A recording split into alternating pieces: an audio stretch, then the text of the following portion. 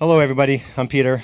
I'm actually hanging out over at the OPES booth, so even after this, if you have any questions, if it's about solar or about power stations, you can come ask them over there. So we're going to start off basically with just some definitions of things that you might hear, and then I might try to do a little bit more of a description of each one. You hear watts, amperage, and voltage. And those numbers, the wattage is the equals. So if you get a 100-watt panel, that is a voltage and an amperage number on the back of that panel. So it's kind of hard to explain the whole aspect of it, but if you take voltage and multiply it by amperage, you're going to get wattage. So when you have a certain watt panel, you're going to make sure your charge controllers take certain numbers, but that's where wattage is kind of the multiplication of the voltage and the amperage. Amperage is the amount of power that it pushes. The voltage is how much power is available. That's kind of a little bit more of an advanced situation. Kilowatt hour or amp hour, that's something that a lot of people have a hard time converging. It's relatively simple. If you look on the bottom of your toaster and it's going to say it uses 8 amps, 8A, or 8, it might look like a little omega symbol, the ohm symbol. If you use that device for 1 hour, that's going to be 8 amp hours. So however many amps that product uses, if you use it for 1 hour, it turns into an amp hour. That's the same way with wattage. So if you have a 100-watt panel on your roof and you have it out in the sun and it's producing 100 watts for 1 hour, you just produced 1 kilowatt hour of power, 1 watt hour of power, sorry.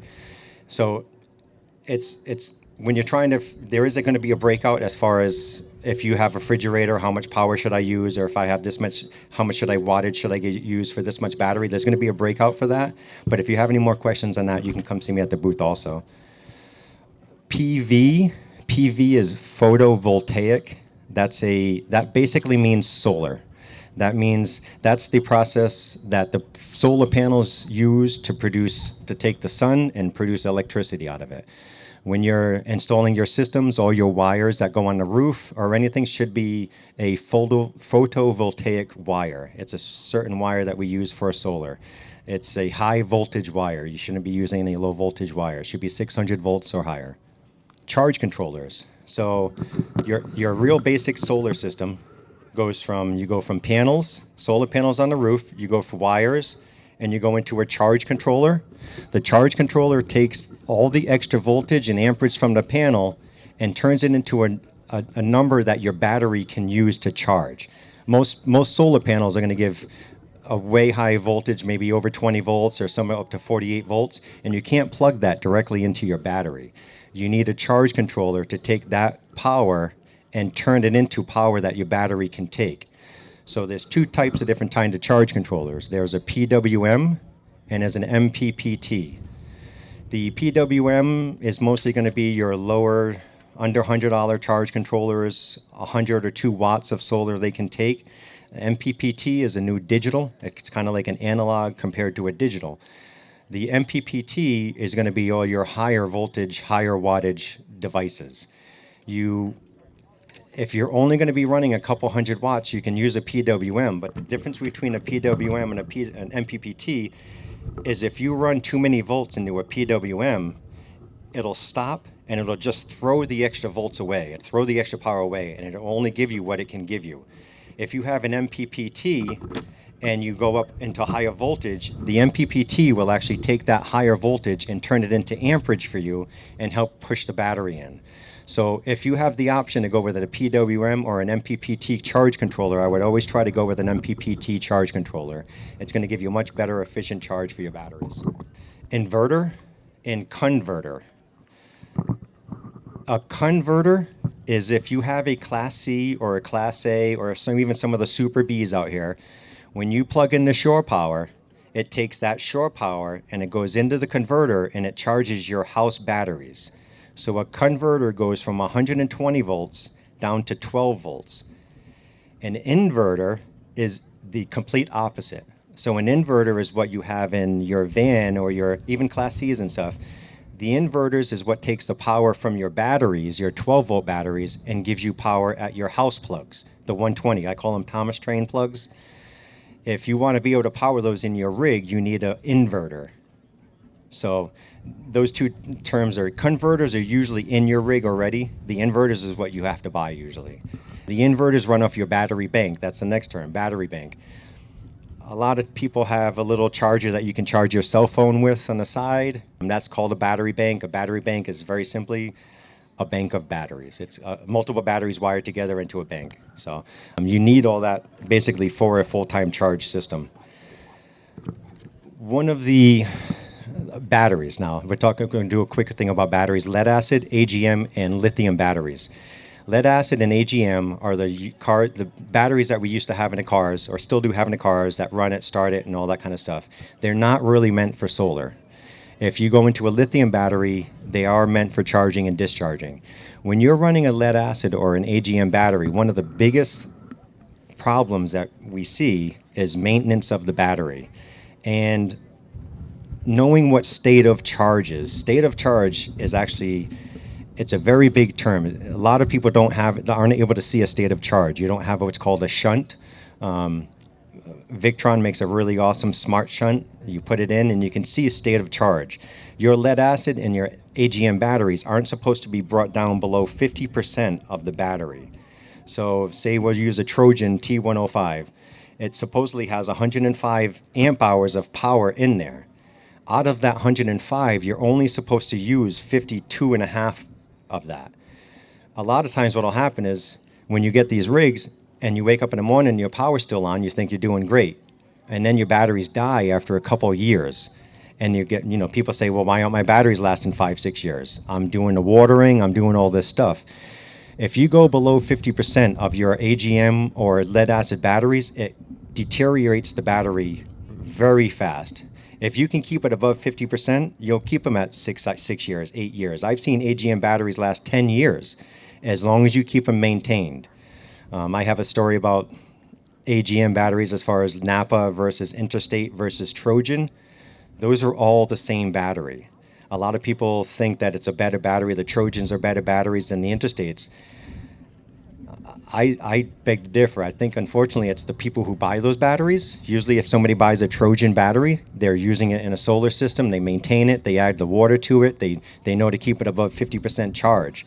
If somebody's buying an Interstate battery to throw in their van to use on solar, they probably don't have a battery monitor, all those kind of things. They're not keeping track of their water. So that same battery will only last 2 years rather than the 8 years. So battery maintenance and state of charge is actually a very big thing as far as van life goes. As far as a full solar system, one of the biggest questions I get asked is how much solar do I need to run my refrigerator? No, it kind of makes you a little cringe. So like solar panels go to a charge controller, and the charge controller goes to your battery. That's where the solar part of the system stops. So a solar system is literally just a battery charger. It's just a battery charging system for your rig. Your rig has a battery in it, and then it goes to an inverter, and that's what you get your power from. So that's the power side of your whole system. So when you're asking me how much solar does it take to run a refrigerator, that's actually not the question. Because your refrigerator, what you need to do is you need to find an inverter that's big enough to run the refrigerator. Then you need to find out how many batteries you need to keep that refrigerator running overnight. Then you need to figure out how much solar power you need to charge those batteries back up the next day. So ideally, you want to get to 100% at least a couple times a week. Batteries, if you can keep them to 100%, they could be more balanced inside, and they'll last you longer also. So there is going to be a breakout session if you actually have more of a question as far as that goes. Like my batteries are dying, and I thought I was doing good. There is going to be a breakout session, I believe, as far as calculating your power needs and calculating what you need as far as batteries and stuff after this. So if that's a question that you have, you can either come see me or you can go to a little breakout session after that. So basically, when I say, people ask me how much of a solar system they should get or how much solar they should put on their van or whatever. Solar panels are actually usually the cheapest part of a solar system. So I tell people to load up solar, put as many panels on that roof as possible.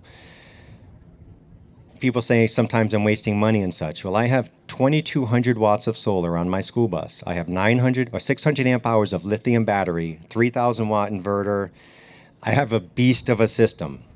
I was in Pennsylvania this past year, and it was 85 degrees, a little bit overcast, and it was humid, and I'm not a friend of humidity.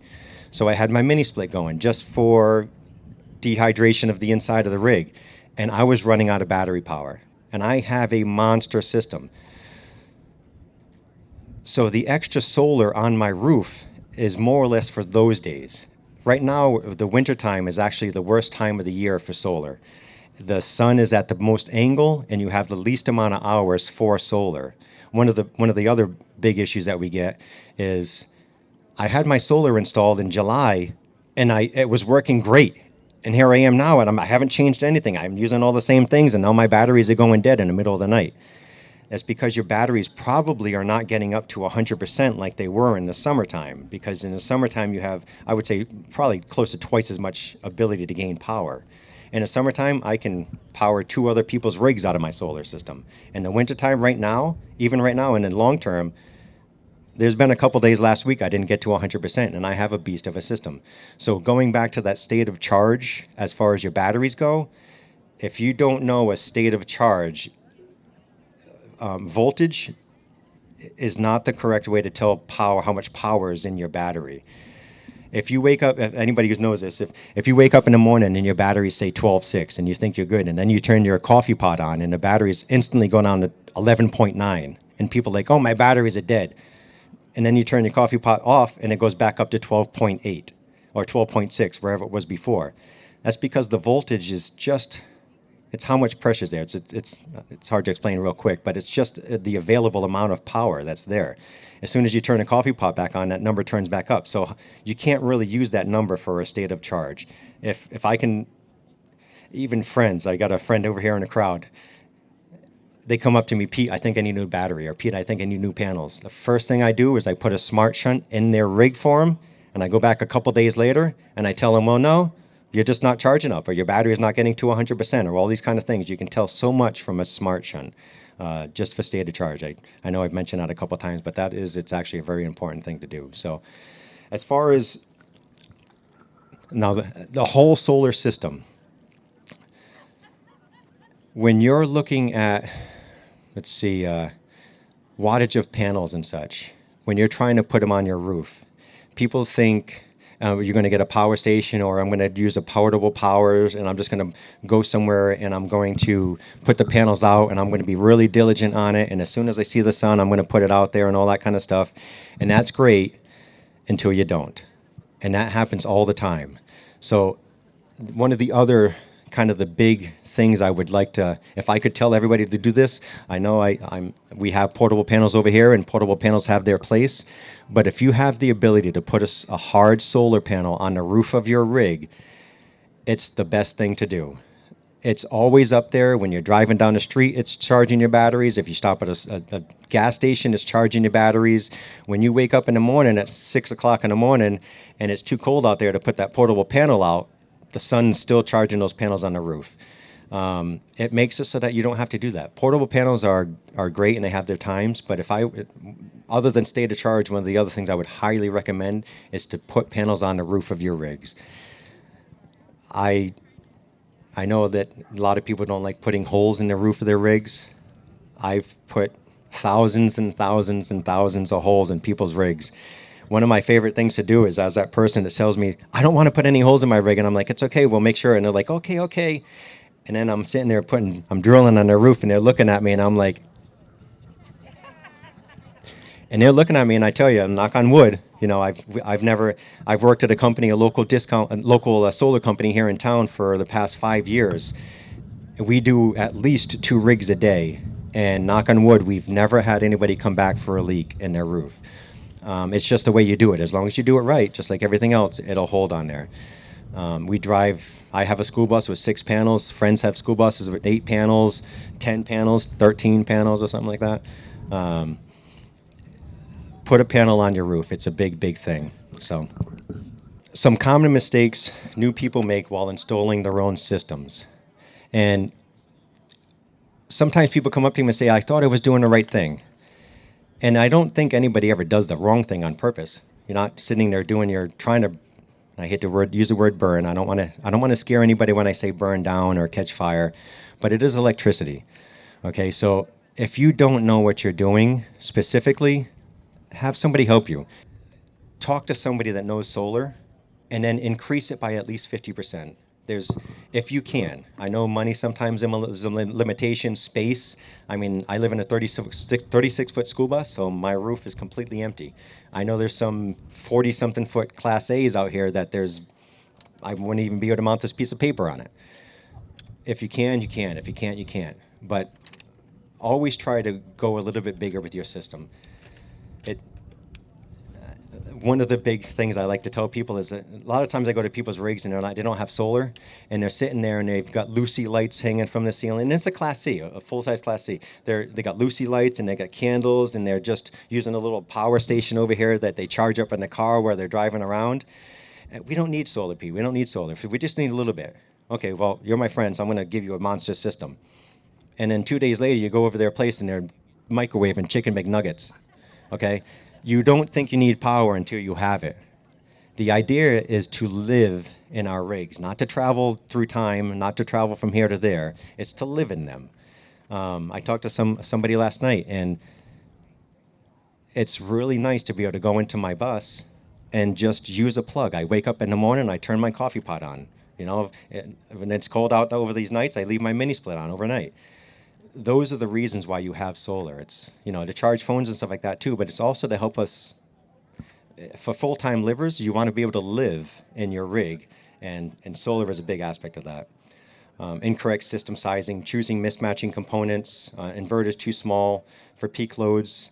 Make sure that you look at the loadage. Sometimes a 1,000-watt inverter will have the number 2,000 watts right on the front as big numbers and all that kind of stuff, and then you look underneath it and it says surge wattage. Okay, just make sure that you're getting a surge wattage is like, say your AC, you turn your AC on. As soon as you turn that AC on, it may pull 2,500 watts. But once it's on and running, it may go down to 1,400 watts. So your inverter doesn't need to just handle 1,400 watts. It has to handle that 2,500 watts that it turns on with. So always make sure that your surge wattage and all that kind of stuff. One thing that almost everybody's going to have to do, there's no such thing as a solar system big enough that can run an AC and a microwave and a coffee pot and your charger, all those things. So yes, even me and my bus with all my solar, I try not to run my mini split and I turn my coffee pot on if I'm watching TV or something in the back, just because. So stuff like that. Sometimes you still have to manage your things. Ignoring future expansion. Not planning for potential system growth, like adding more panels or batteries. One of the things, when I do solar systems for people, I always use large wire. If I'm putting 100 watts of solar on a rig that I know more panels can fit on, and I'm only installing a really small charge controller, I'll put a fat wire going from the roof down to the charge controller for that person, because I'm pretty sure next month they're going to come and say, well, this is not enough, I need more. So then at that point, all I have to do is put more panels on the roof and put a bigger charge controller. I don't have to add new wire. I don't have to run all that, because that's the hardest part. So if anybody here is going to go to a solar company in town or have somebody do their solar, one of the big things I would say is just make sure it's big enough for me to expand. If you have the option to expand, you always want to make sure that you can go bigger. I don't know if I'm allowed to say the word sucks, but it sucks when you have a small charge controller and you buy a nice Victron 100 by 50, it's $200, you're all happy, and then you decide you need a bigger one. They don't trade them in. So then you're stuck with that little 100 watt, 150 volt inverter charge controller, and then you got to buy a bigger one. It's always just cheaper to buy the bigger one first. If you have the money, buy the bigger one first. Component selection. Using incompatible components. Using a 24-volt panel with a PWM charge controller will be useless. Anything over a 12-volt panel is just all the extra power is going to be thrown away. So a lot of people don't realize that. So they'll get like a 250-watt panel from Santan Solar over here, which if anybody doesn't know Santan Solar, it's in Gilbert, Arizona. They deal with used panels, very cheap panels, quality panels. I use them as much as I can. I have them on top of my bus, and all my friends have them. Like I said, solar panels are usually the cheapest thing. So people say, oh, I can get a 250-watt panel for $100, or I can go to the local store here and buy a 100 watt for $300. Of course, I'm going to go buy the 250. And then you bring it back and you put it on your rig and you put it in your charge controller, and the charge controller doesn't work. It's because it's too big of a panel for your charge controller. So you always got to make sure that what you have or what you're buying is going to work with your rig. I always tell people, like, I get the question, is this going to run this? Is this going to run that? Well, do you have it with you? Most of the time people do. We all live in our rigs. Bring it over here. Plug it in. Try it. Let it run for a half an hour. I'm not, just because I tell you to, I'm a salesman. You know, you don't never believe a salesman. Come on now. You know, I hate to say that, but that's what it is. Even the numbers that are on there, you know, sometimes your coffee pot may use a little more than it says it does. So bring it over, plug it in, let it go, make a pot of coffee.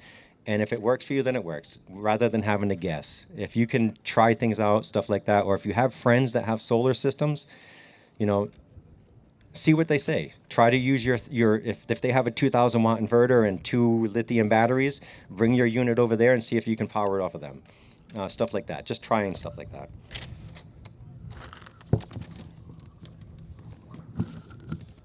Choosing the wrong charge controller, we kind of talked about that. Choosing a PWM. I would always recommend MPPT. As far as parts around here, if anybody is looking for any solar parts or anything like that, I don't know if I like local, and it turns out we're one of the guys. If on 95 over here, we have a company. It's Off Grid RV, I believe it's called. JT, the owner, JR. When I do solar jobs for people in the desert, I actually use him. Thank you very much, brother. He's got really good, he's all Victron. I recommend Victron, and he's got better prices than even Amazon. And he has most things in stock. So if you need something before you leave, I would recommend going down there. And he's actually very knowledgeable also. I would almost say, I believe is it Off Grid RV over here? Off Grid RV on 95. He's kind of towards Parker. It's, you know where the fire department is. If you go down this road right here and turn right on 95 north, he's up there on the left-hand side, Off Grid RV. He's not a guy that's going to try to get over on you. If you go there and you tell him what you got and he tells you that you might want to try this instead, I would think about it. He's not an upsales guy in my opinion, so I'd recommend him over there. That's one of the reasons why. Again, back to the wire sizes. I see a lot of systems with undersized wires or no fuses and stuff like that. Undersized wire is expensive. Copper is expensive, I know it. Fuses, a T-fuse for my system cost me about $180. I understand that. That's cheaper than me having to buy a new bus if it burns down. And I'm going to say that out loud. It's the truth. I mean, a lot of times these small wires, it's either going to melt, it's going to stink. Hopefully you smell it before anything else happens. But they're online. You can go online. I actually have a wire guide over here that if you need to, it's basically based on how much amperage you're going to use, not necessarily the voltage. So if you have a 30 amp system and you're running a 30 amp wire, that recommends at least a 10 gauge wire. That's a pretty fat wire. That's fatter than any extension cord you're going to buy in the store. But when you're running your AC, that's why they say don't run ACs off of extension cords, because extension cords are not thick enough. It will run it for sure, but if you feel that cord, it gets hot. Eventually that heat turns into flame. So if you ever need any questions, I don't even care if you text me and say, hey Pete, I got this, what size wire should I use? I'm probably just going to text you back with like a 10 gauge or something. I'm not going to say, hi, how are you doing today maybe?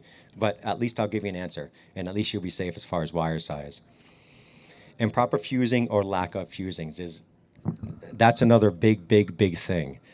A fuse is meant to protect the wire, not anything else. The fuses are meant to protect the wire that's going between the components.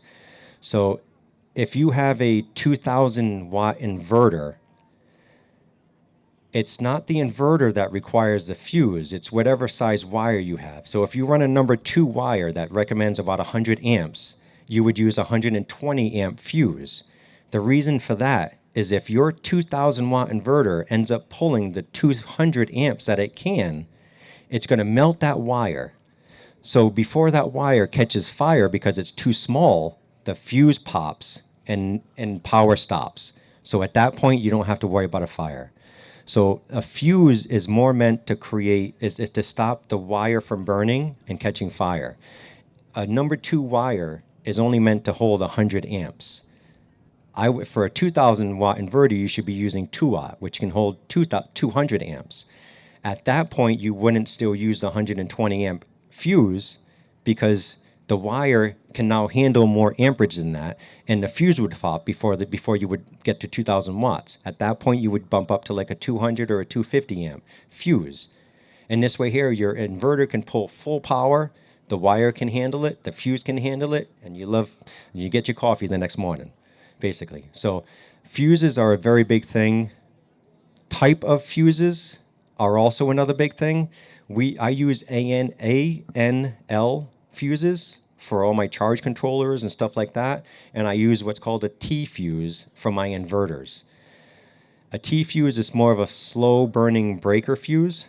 It's not going to just pop like a normal fuse was. It's going to give you a little bit of time to create maybe some smoke, okay? And then it's going to pop. But what it does is it gives you the ability to be able to pull high power for a little bit of time before anything happens. If you pull the same amount of power through a little blade fuse that's in your car, it's going to melt and it's going to pop. So there are different type of fuses for different situations and different applications in the solar system. So again, I know of a site that I got to write down. It actually has all this information down. You can just go on it. You don't have to talk to anybody. You don't have to feel like whatever. And you just go in there and say, I got this, and what it'll tell you. Poor crimping and loose connections. That's actually, in my opinion, one of the major causes of fires is a loose connection.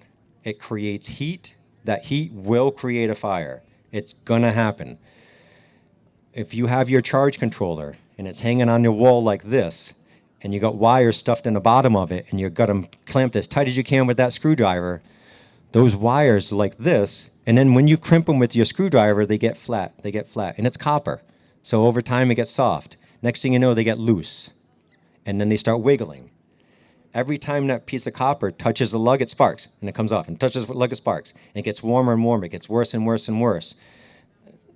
I love hate when I get to a system and they're like, oh, I need to change this out. And I'm like, okay, I'm cool, I'm changing it out. And I go to grab the wires to hold it while I'm unscrewing them, and they just come out of the bottom of the charge controller. And I'm like, right on, I just saved this person possibly some headache kind of thing. So when you're putting wires into the bottom of your charge controller, there is such thing as called a holy zip tie. I don't know if that's a real word, but it's a zip tie that has a hole on it so that you can put a screw through it.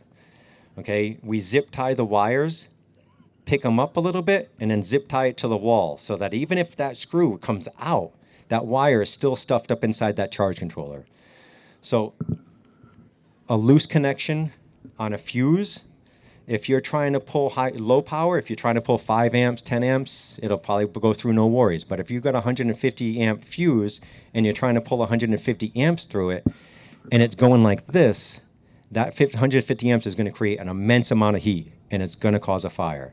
So every time you tighten something down, one of the things I think happens a lot of times is you get a washer that is just barely bigger than the bolt, and that washer gets caught inside one of the threads of the bolt, and you tighten it down, tighten the nut down, and it feels like it's tight.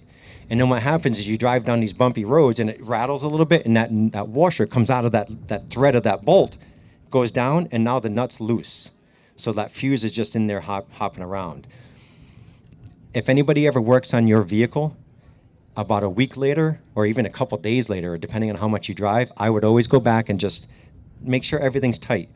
When we put solar panels on people's roofs, we tighten them up, and I tell everybody the same thing. After your first drive, go up there and retighten them, just to make sure. When you're bouncing around, you're doing all this kind of stuff. We have to admit, the things that we do, our vehicles are not meant for it. We're not meant to be driving a house down these bumpy roads. I try to get away from all you guys. I try to go as far away as possible. So I'm going down these bumpy roads and these rocks and stuff like that. They're not meant for it, especially the Class Cs and the Class As. It's hard to turn those into a boondocking situation for us. So whenever we try to do those kind of things, just try to do it as safely as possible, if you can. you should almost have a checklist. Every time you stop, you have a checklist. You go through, you do these things, and before you leave, every time you should have a checklist and you go through and do these things. I'm not saying that you should go check your battery lugs every time, but once a month, what else are we doing? That's the object of this lifestyle, is to be able to have as much time to do what we want to do. And that white hair guy that's around here somewhere, I said it yesterday, he's got a sentence that makes so much sense. It's we're trading costs for convenience. We don't have to pay mortgage, we don't have to pay this, we don't have to pay that. So every once in a while, I got to go around and make sure my nuts and bolts are tight, and I'm good to go. So that's a big thing. If you ever do any work on your systems, just make sure everything's tight.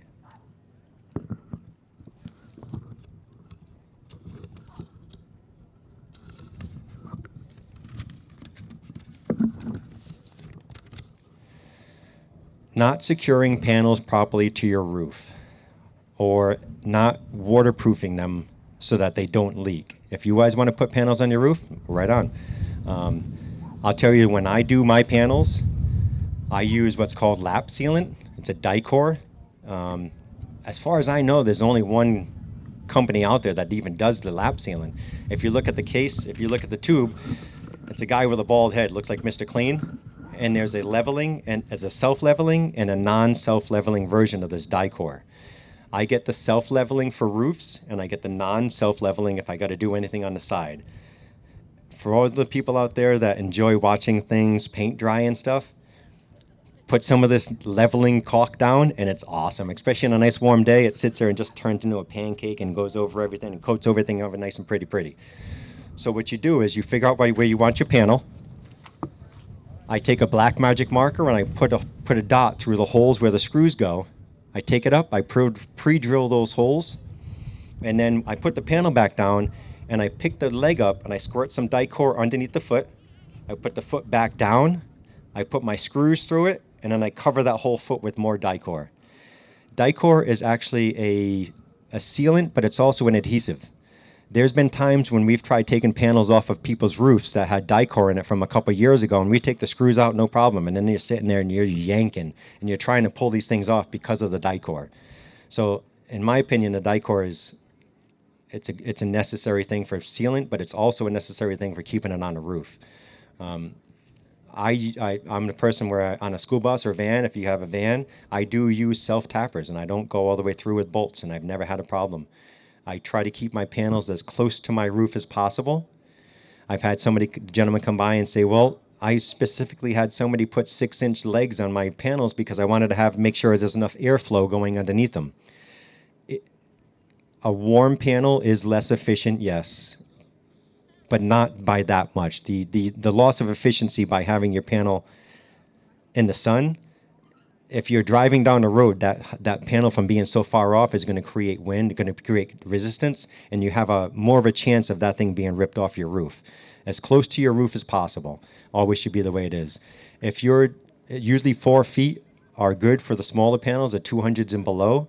If you're going to try going with the 250s and up, it's generally a bigger body size. It's a 39 by 65 inch.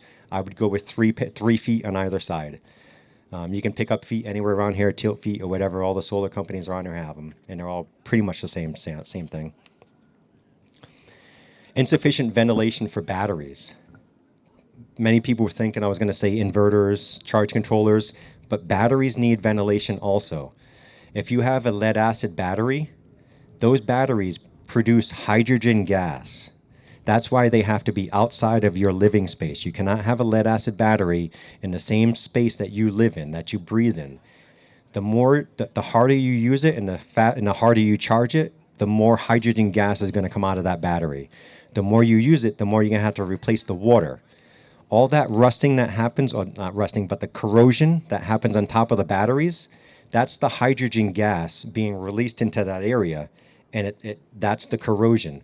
That's why they recommend not putting inverters or charge controllers in the same bay as lead acid batteries, because that hydrogen gas goes inside the components of the charge controllers and the inverters, and it burns them out from the inside out. If you have an AGM battery, it's a non-vented battery, it's a non-serviced battery. It will still vent if it gets too hot or if it's charged too much. Different story. So those AGM batteries can be put in your living spaces of your rigs. They don't expel that hydrogen gas. It's also, if you go to the store and you have the option of buying lead acid or AGM, I would always recommend AGM, more or less for the fact that you don't have to water them. That's one of the biggest issues with batteries is people just don't put the water in them when they need to put the water in them. Go with an AGM battery and you don't have to worry about that anymore. I personally would say that lithium prices have come down dramatically since 5 years ago. I hate even saying this out loud, but my batteries in my bus I bought 3 years ago, they were $2,200 a piece. I had 3 of them. I can buy that same battery now from a company that I've installed many of them for, many of the new batteries. I can get that battery for about $800 now. And I'm dealing with 300 amp hours. So you buy a 100 amp hour, you can get them for $200 nowadays. You know, so before you go buy new batteries thinking AGM, just automatically thinking that AGM's the battery that you want before price, I would check into lithium batteries. There's a lot of, if anybody asks, I use CHINS, CHIN''S. I'm not sponsored by them. I don't make anything from them. I've installed many of them for people in the desert here. When I install them, I have them charge it. I have them try them out. I say, oh yeah, cool. You bought the battery for this much money? That it can't be a good battery. Turn your microwave on for 5 minutes. All right, well, that's good. All right, so this and that. And then I go through it, and after 20 jobs of using the CHINS batteries, I think they're a good battery. And they're actually a very good price battery. They have the app. Nowadays, I would recommend making sure that you have a battery that has Bluetooth that goes into it, or some sort of Bluetooth reading. That goes back to the state of charge. One of the other things about lithium batteries is it gives you a state of charge right at the battery. So you don't have to worry about having a shunt or any of those kind of things. So a quick example of the state of charge things is when you're in a Class C and you use your generator to charge your lead acid batteries or your AGM batteries, you're charging them because you think they're low. Not because your batteries went low, but you think their batteries are low. So you turn the generator on. And you leave it on for an hour or 2 hours, and you turn the generator off because you think your batteries are full. If you don't know for sure, that's usually where people come into the problem of, well, I have this big battery bank, but it's dying overnight, and I'm charging it up for an hour with my generator. If you do the math on situations like I have 600 amp hours of battery, if I'm charging at 60 amps, which is a massive amount of power, 60 amps is more than most of your Class C's and Class A's out there are charging when you plug into the shore power. If I'm charging at 60 amps, it's still going to take me 10 hours to charge my batteries. 10 hours at 60 amps. So one of the things that people run into is, oh, I'm going to buy a big battery bank. And then everybody's, oh, I love my battery bank. I can run for 3-4 days without even having to worry about solar. And then the batteries die. And then you hear, oh, my God, I hate these batteries. It takes so long to charge them up. It's the same battery bank. You know what I mean? That's the thing is you got to realize that your battery bank is going to take just as long to charge it as it does to discharge it most of the time. Sometimes even longer because you're discharging it with microwaves that are pulling out 70 or 80 amps. And you're generally charging it with a solar that's giving you 20 or 30 amps. So a lot of times it runs into the point of having to manage your power no matter what you're doing. So with the lithium, now take that generator situation to a lithium battery. In the morning you wake up and you look at your lithium battery app and it says you're at 70%. And you know that you don't use 70% that day, so you don't have to turn the generator on. Or you wake up in the morning and it's at 20% because you didn't charge the day before. So you turn the generator on. And you leave it on until your battery says 100%. And then you shut it off and you know your battery's full. It's not lying. It's telling you it's 100% fully charged. You don't have to worry about, is it 13.6 volts? Is it 12.86 volts? How come it's at 15 volts? When your battery says 100%, you shut your generator off.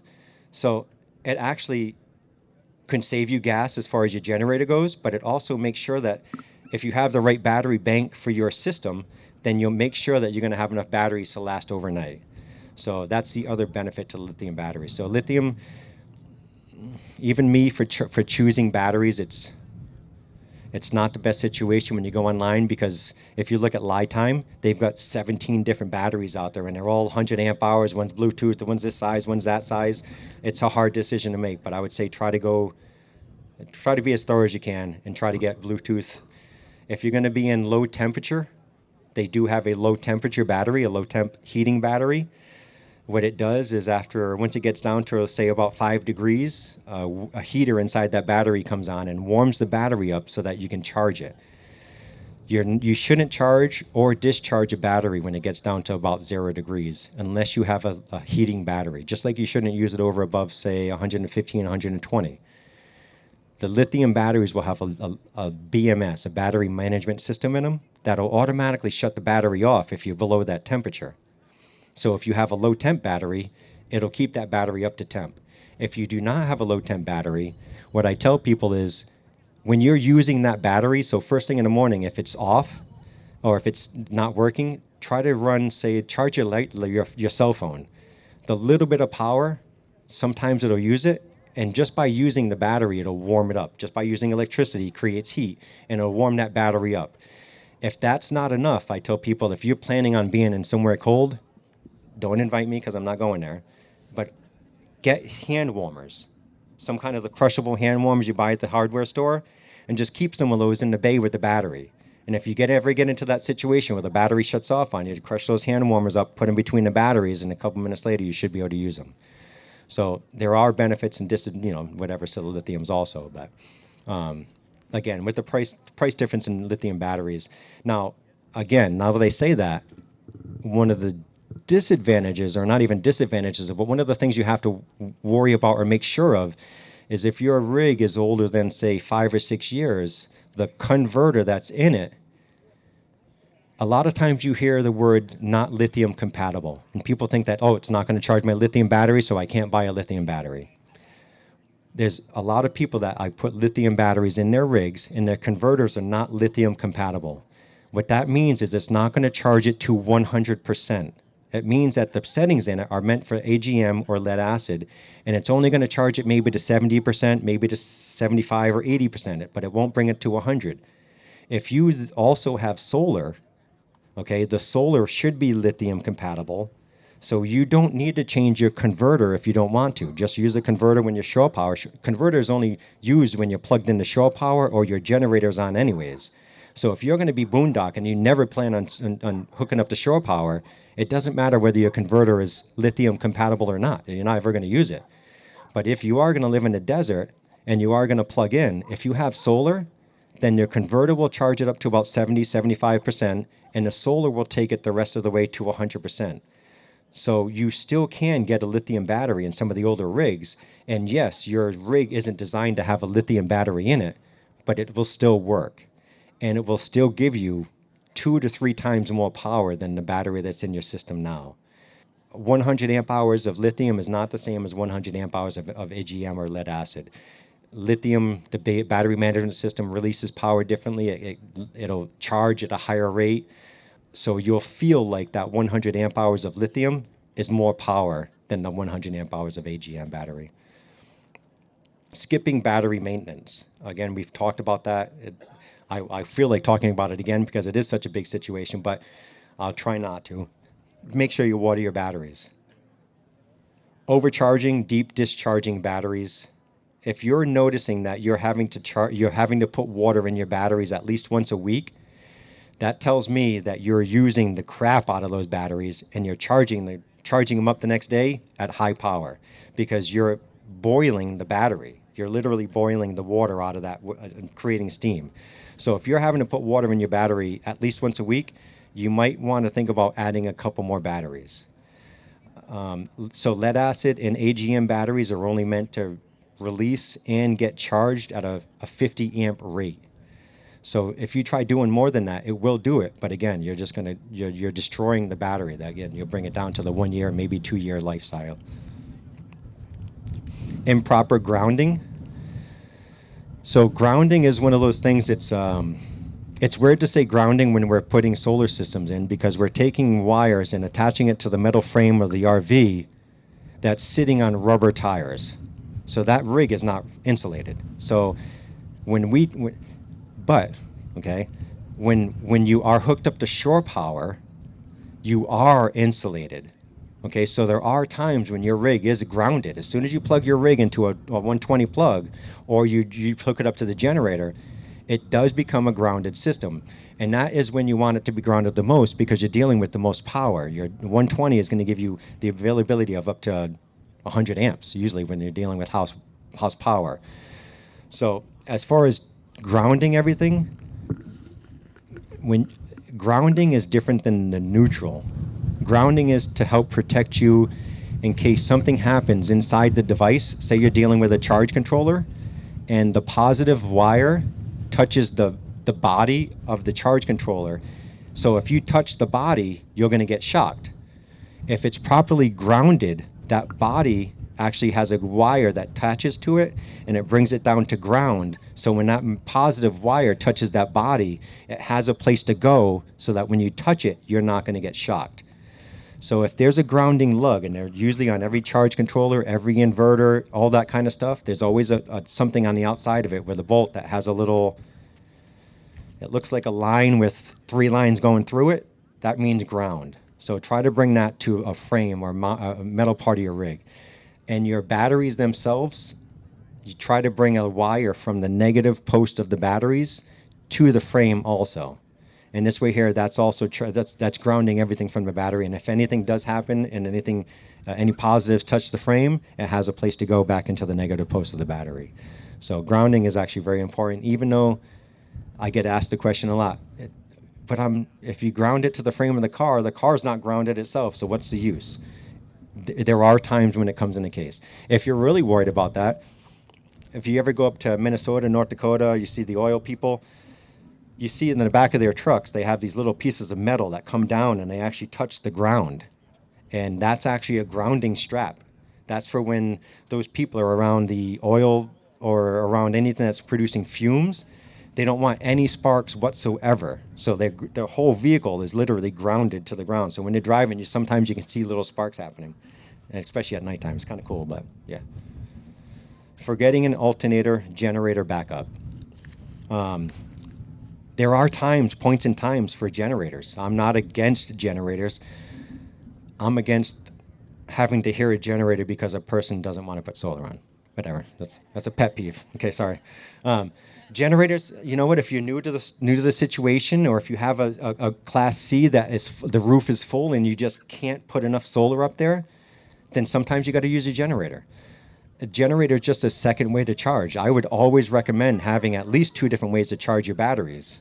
You know, if you have the AC, if you have the solar power coming in, put a battery charger on it. You can install a converter in your van. A converter is just a battery charger that would run if you have a generator or anything like that. You can't just charge batteries off a generator. You need some kind of a charger.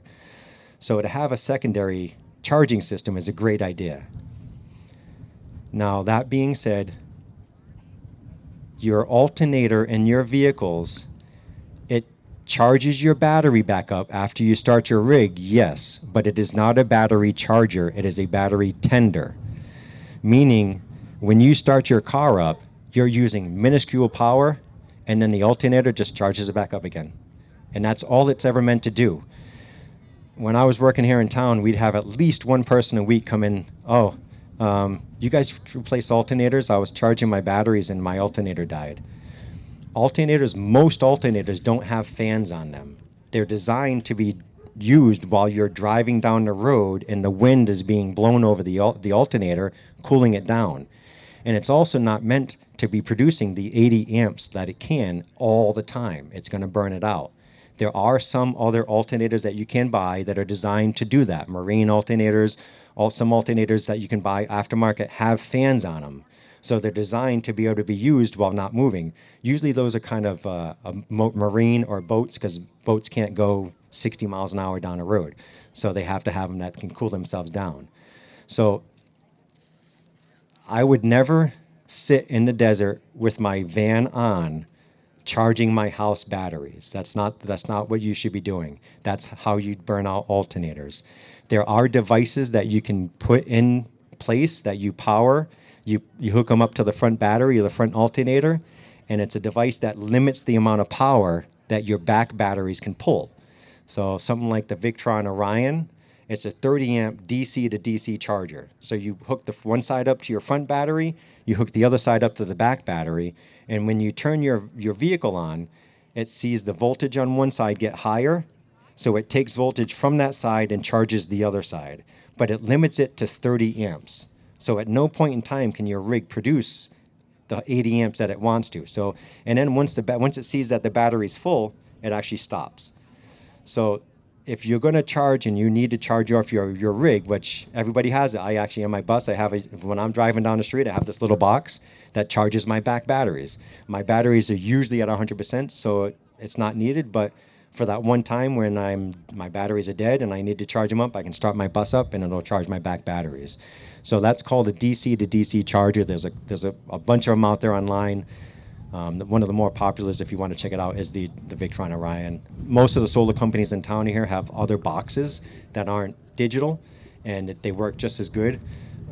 I would say they probably run about $100 to $200, and then you just have to have them installed. And it's the safest way to charge your house batteries from your van.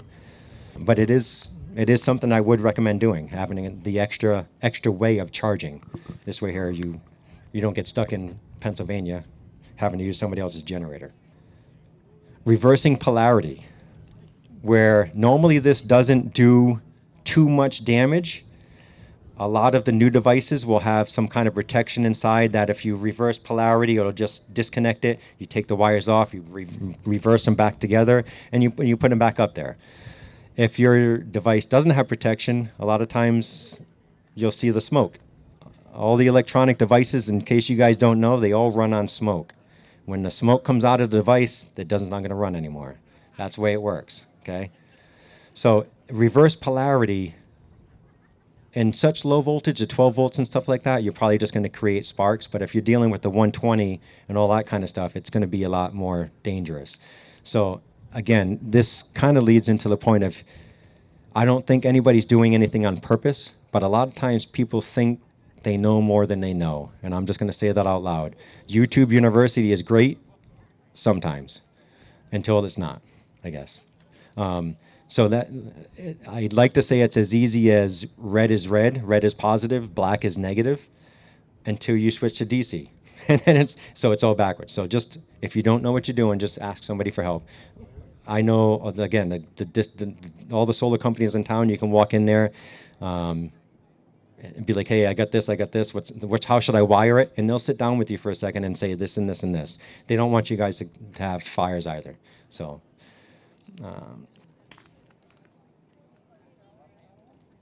rushing the installation and not having a monitoring system. Again, it goes back to having the state of charge, knowing where your batteries are. I would recommend that everybody sits down for the first couple of days after having solar installed and write things down. This morning I woke up and my batteries are at 30%. But my solar, by the end of the day, by 5 o'clock, my batteries were back up to 80%. And then the next morning I woke up and they were at 50%. So what you start doing is figuring out how much power you're going to use overnight. So if you're the person that has a big battery bank and is using a generator to charge them up, if you know that you're only using 30% of your battery bank overnight and you have 70 when you go to bed, you don't have to worry about it. You can just go to bed. And next morning when you wake up, you're going to be around 40%.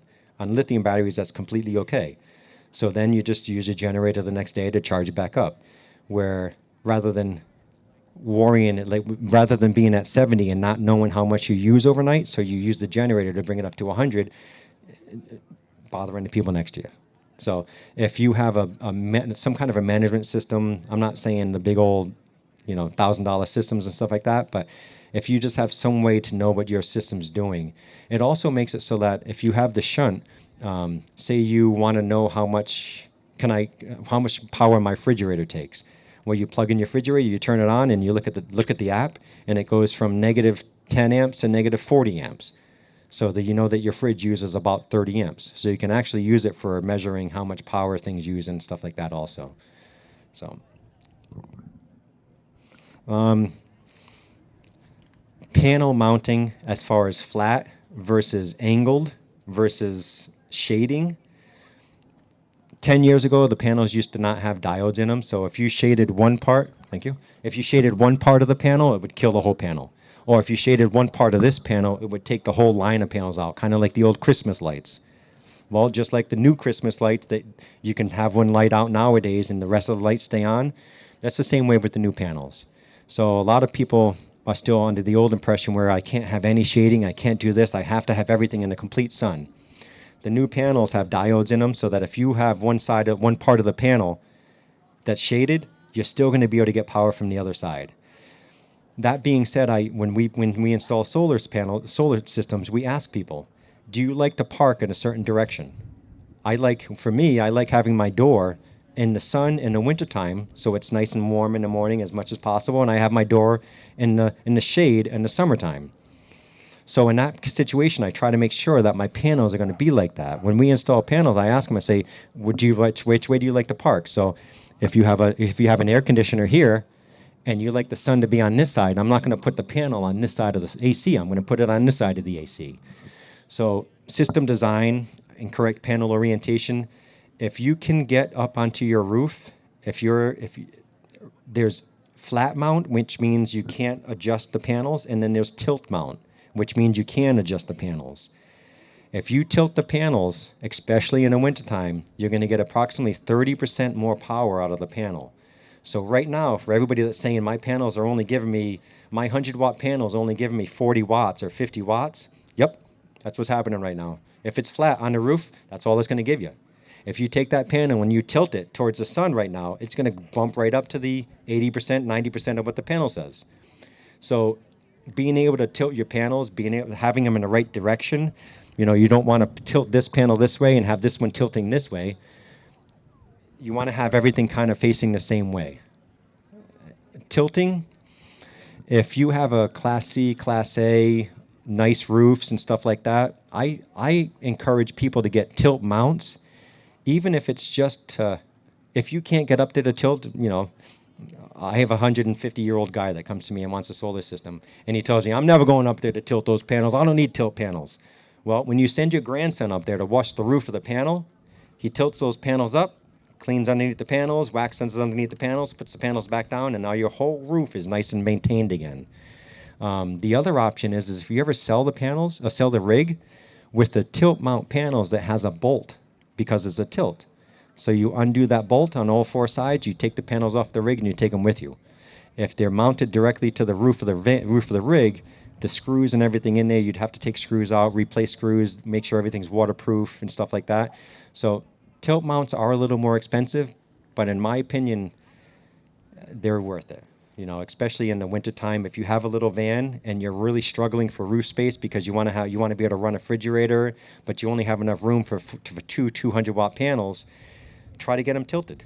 And there's ways that you can put little ladders out there and tilt the panels yourself. The tilting isn't really that hard nowadays. It's pretty easy, and you do get a lot more solar. And you can have winds. I've had my panels up all during these past couple windstorms, and that wind has been whipping these past couple of days. I want to say that might have been some of the biggest winds I've seen here in Quartzsite, and I've left my panels up and they're completely okay. They say you can stand winds up to 35 miles an hour while tilted, and people ask the questions, can I drive around with my panels tilted? And I'm going to say no. Everybody sees it when people go and driving over there and they're going to dump their rig and they see the panels are up on there. It's different. The movement of the rig isn't like wind. It's rocking them back and forth, all that kind of stuff. So if you have the ability to put them down, I would put them down while moving. I think I'm running out of time. You only got about 5 minutes. 5 minutes. 5 minutes for Q&A. Anybody have a really important question? Not you. No, just kidding. What you got over there? Keeping the panels clean. That's actually another question I get a lot. The only time I've ever washed my panels, and I've had panels on my rig for 6-7 years now. The only time I've ever washed them there was one time when my panels, it was really muggy and humid out, so there was condensation all over my panels. And then I drove and it was dusty out. So it wasn't just a layer of dust on my panels, it was kind of like a thin layer of mud because of the condensation attached to the dirt. That's the only time I've ever washed my panels. That's also one of the other reasons why I build my system bigger than I need. It's for those situations where I don't have to get up there every day and wash them. For snow, you gotta take the snow off and stuff like that. If you live in an area where the trees produce sap, or you have a lot of birds in your neighborhood, you might have to go clean them off more because that will block the sun. But the little bit of dust that happens on our rigs just from normal wind and stuff, the wind takes most of that dust off for us. So if you're struggling for power, maybe go up there and clean them and see what you can do. But other than that, I don't really think it's needed.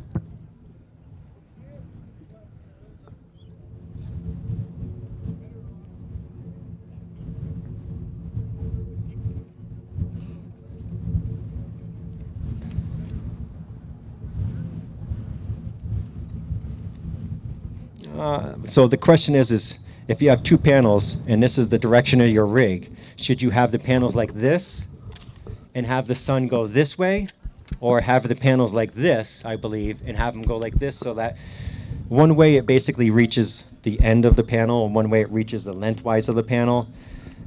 If your roof is flat and you don't have any shade, I don't think it matters because both panels are getting the same amount of sun. If you're tilted a little bit, then maybe. But if you're flat panels, I would just try to park so the panels face south. This way here you get as much sun as possible.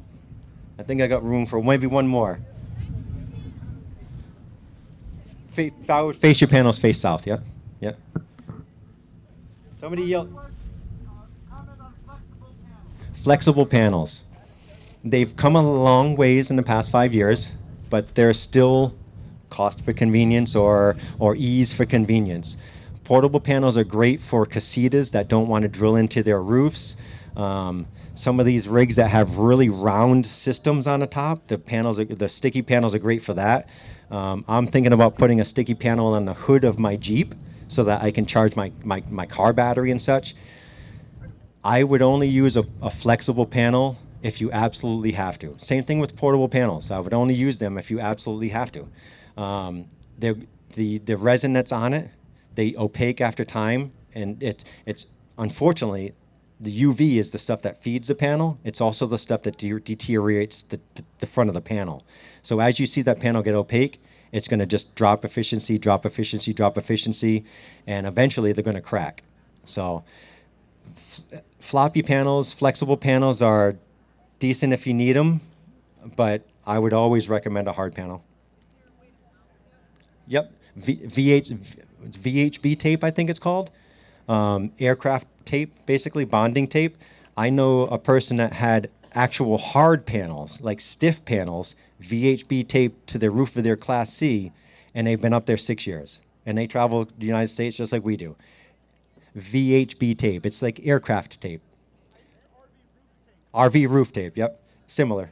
What's your company? I am Van Camping Lifestyle. One more? What you got?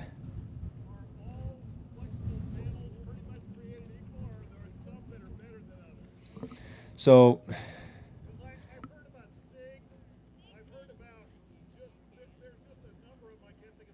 ZAMP. So I know ZAMP creates a dynamite product, and I know that they just started creating flexible panels. So I haven't tested flexible panels. I don't have a thorough knowledge of them. If you ask me which one I would buy, I would probably buy the ZAMP just because I know they're a great quality product and that would probably last the longest. But as far as the quality between the two of them, I've dealt with a bunch of them, I've installed a bunch of them, and they all feel the same to me.